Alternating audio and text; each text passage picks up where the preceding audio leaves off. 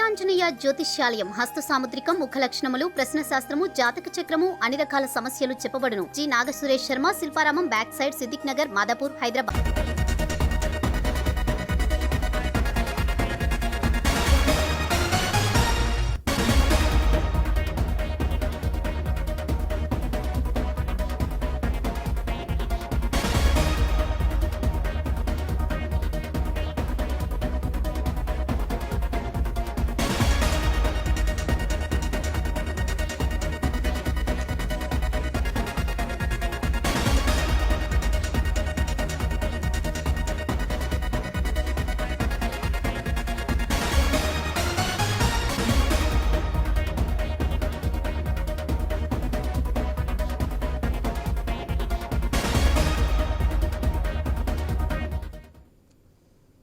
మాజీ సీఎం గులాబీ దళపతి కేసీఆర్ తెలంగాణ భవన్ కు చేరుకున్నారు. ఇప్పటికే అసెంబ్లీ ఎన్నికల ఫలితాల తర్వాత కేసీఆర్ తొలిసారిగా తెలంగాణ భవన్ కు వచ్చారు.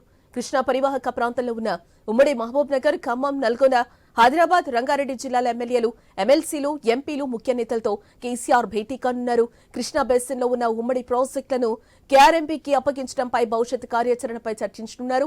అసెంబ్లీ సమావేశాలు, కేబినెట్ లో ప్రభుత్వం తీసుకున్న నిర్ణయాలపై నేతలు చర్చ జరపనున్నారు. అలాగే అసెంబ్లీ సమావేశాల తర్వాత నల్గొండ జిల్లాలో బీఆర్ఎస్ ఆధ్వర్యంలో భారీ బహిరంగ సభ గురించి కూడా చర్చించబోతున్నారు. ఇక మరోవైపు పార్లమెంటు ఎన్నికలు సమీపిస్తూ ఉండడంతో ఆశావాహులు వచ్చి కలిసే అవకాశం కనిపిస్తోంది.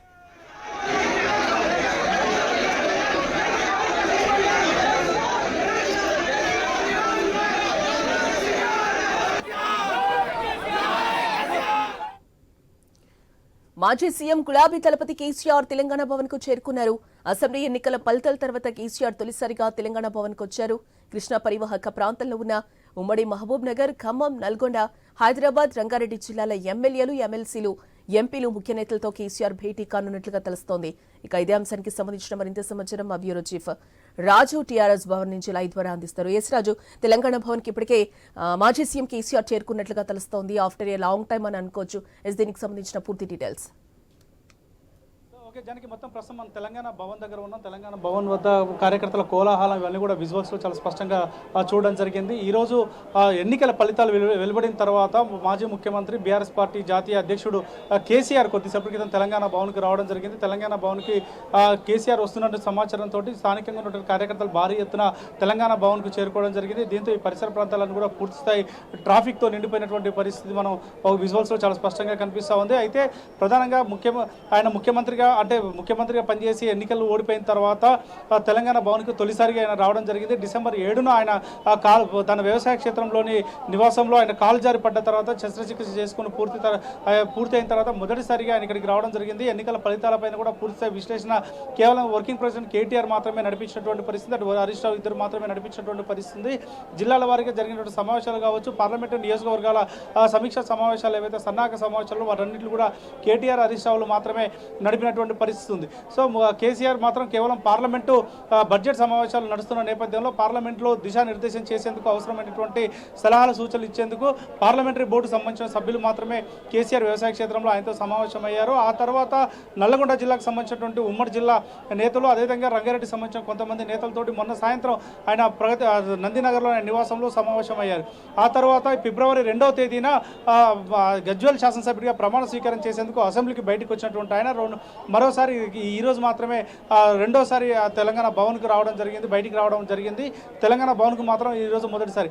ఈరోజు ప్రధాన ఎజెండా తెలంగాణ రాష్ట్రంలో జరుగుతున్నటువంటి కృష్ణా పరివాహక ప్రాంతానికి సంబంధించినటువంటి నీటి విడుదలకు సంబంధించినటువంటి అధికారాలు అటు ఆంధ్రప్రదేశ్ ప్రభుత్వం, ఇటు తెలంగాణ ప్రభుత్వం ఇద్దరు కూడా కేంద్రానికి అప్పచెప్పడాన్ని ఆయన తీవ్రంగా నిరసిస్తుంది. ఇటువంటి నిర్ణయం అనేది రాష్ట్ర ప్రజానీకానికి, రాష్ట్ర సాగునీటి సమస్యకు ఇది ఒక గొడ్డలు పెట్టువంటి నిర్ణయం కాబట్టి దీనిపైన పూర్తిస్థాయిలో వ్యతిరేకించాల్సిన అవసరం ఉంది. దీని యొక్క కేంద్రానికి ఏదైతే అధికారులు అప్పచెప్పే అంశాన్ని ఉపసంహరించుకోవాలని చెప్పేసి బీఆర్ఎస్ పార్టీ డిమాండ్ చేస్తూ ఉంది. దీనికోసం అటు హైదరాబాదు, రంగారెడ్డి, మహబూబ్ నగర్, నల్లగొండ, ఖమ్మం జిల్లాలకు సంబంధించిన కృష్ణా పరివాహక ప్రాంతాలకు సంబంధించిన నేతలందరితో కూడా ఈరోజు కేసీఆర్ ఇక్కడ సమావేశం కావడం జరిగింది. కేసీఆర్ సమావేశానికి వస్తున్నటువంటి నేపథ్యంలో భారీ ఎత్తున కార్యకర్తలు రావడం, అదేవిధంగా చాలా కాలం తర్వాత కేసీఆర్ ఇక్కడికి అడిగి పెడుతున్నటువంటి నేపథ్యంలో ఆయనకు ఘన స్వాగతం పలికే విధంగా అటు దిష్టి తీస్తూ గుమ్మడికాయలు కొట్టి, అదేవిధంగా అంటే భవన్ని కూడా పూర్తిగా అలంకరించి పూలతోటి స్వాగతం పలికి మహిళా నేతలందరూ కూడా హారతి పట్టి స్వాగతించినటువంటి పరిస్థితి. కేసీఆర్ని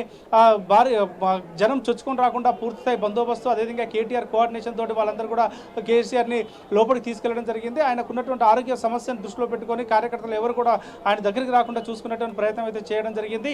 ఆయన నేరుగా ముందుగా ఉన్నటువంటి షెడ్యూల్ ప్రకారం జయశంకర్ విగ్రహానికి పూలమాల వేస్తారు. ఆ తర్వాత ఆయన చాంబర్లో ప్రత్యేక పూజలు చేసి కూర్చుంటారని చెప్పినప్పటికీ కూడా ప్రస్తుతం ఉన్నటువంటి జన తాకిడితోటి, కార్యకర్తల ఒత్తిడితోటి ఆయన నేరుగా సమావేశ మందిరానికి వెళ్ళిపోయినటువంటి పరిస్థితి. సమావేశంలో ఇప్పటికే ఉమ్మడి జిల్లాకు సంబంధించినటువంటి 5 జిల్లాలకు సంబంధించిన నేతలు ఎవరైతే ఉన్నారో వాళ్ళందరూ కూడా పార్టిసిపేట్ చేశారు. వాళ్ళందరూ కూడా కేఆర్ఎంబీ సంబంధించినటువంటి అంశాలపైన ఒక క్లారిటీ ఇచ్చేసి అసలు కేఆర్ఎంబీ పైన అధికారాలు కేంద్రానికి అప్పచెప్తే జరిగేటువంటి నష్టాలు ఏంటి అనేటువంటి అంశం పైన ఆయన వివరిస్తూ ఉన్నటువంటి పరిస్థితి.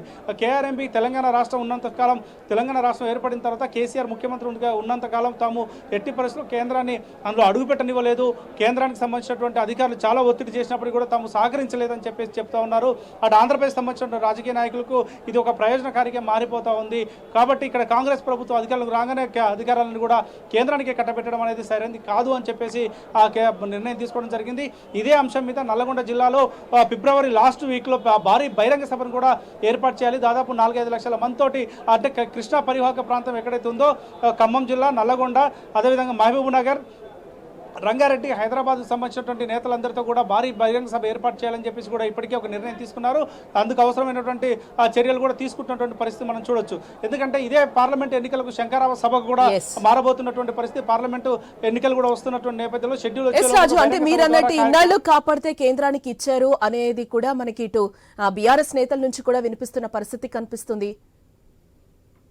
మేనేజ్మెంట్ కి సంబంధించినటువంటి నిర్ణయాలపైన క్షేత్రస్థాయిలో ప్రజల్లోకి తీసుకెళ్లి కాంగ్రెస్ వైఫల్యంని ఎండగట్టే విధంగా కావాల్సినటువంటి చర్యలు తీసుకోవాలని చెప్పేసి కూడా చెప్తా ఉన్నారు. మరోవైపు అధికారంలోకి రావడానికి కాంగ్రెస్ పార్టీ ఇచ్చినటువంటి హామీలు ఏదైతే ఉందో 420 హామీస్ బుక్ ఇప్పటికే రిలీజ్ చేసినటువంటి నేపథ్యంలో ఆ హామీలో పుస్తకానికి సంబంధించినటువంటి అంశాలపైన కూడా ప్రజల్లోకి తీసుకెళ్లాలి, కార్యకర్తలు ఉత్సాహపరిచే విధంగా చర్యలు తీసుకోవాలని చెప్పేసి కూడా మాట్లాడేటువంటి అవకాశం ఈరోజు కేసీఆర్ ఇక్కడ తీసుకోబోతా ఉన్నారు. మరోవైపు అత్యంత ప్రధానమైనటువంటి అంశం రైతులకు సంబంధించి రైతు భరోసా కావచ్చు, రైతు బంధు తరహాలో రైతు భరోసా ఇస్తామని చెప్పేసినటువంటి కాంగ్రెస్ పార్టీ ఈ రోజు వరకు అధికారంలోకి వచ్చి దాదాపు రేపటికి 2 నెలలు పూర్తవుతున్నప్పటికీ కూడా ఈ రోజు వరకు కూడా రైతు బంధు వేయనటువంటి పరిస్థితి ఉంది. అదేవిధంగా రైతులకు సంబంధించినటువంటి రుణమాఫీ అంశం కూడా ఇంతవరకు నిర్ణయం తీసుకున్నటువంటి పరిస్థితి లేదు. కాబట్టి దానికి అప్పులు, అదేవిధంగా లోటు బడ్జెట్ సాగు చూపిస్తున్నటువంటి పరిస్థితి ఉంది. కాబట్టి దీన్ని కూడా ఎండగట్టాలని చెప్పేసి ప్రజలకు తీసుకెళ్లాలని చెప్పేసి నాయకులకు దిశానిర్దేశం చేయబోతున్నారు.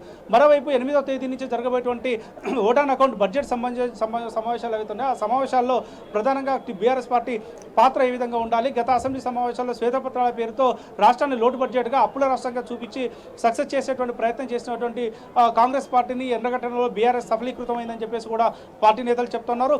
అదే తరహాలో రేపు వచ్చేటువంటి బడ్జెట్ సమావేశాల్లో కూడా ప్రధానంగా కృష్ణా జలాలకు సంబంధించిన నీటి వినియోగానికి సంబంధించి, నీటి వాటాల కేటాయింపులకు సంబంధించి తీసుకున్నటువంటి నిర్ణయంపైనే ప్రధాన ఎజెండాగా తీసుకొని నిర్ణయం చేయాలని చెప్పేసి కూడా భావిస్తున్నట్టుగా తెలుస్తూ ఉంది. జనకి రైట్.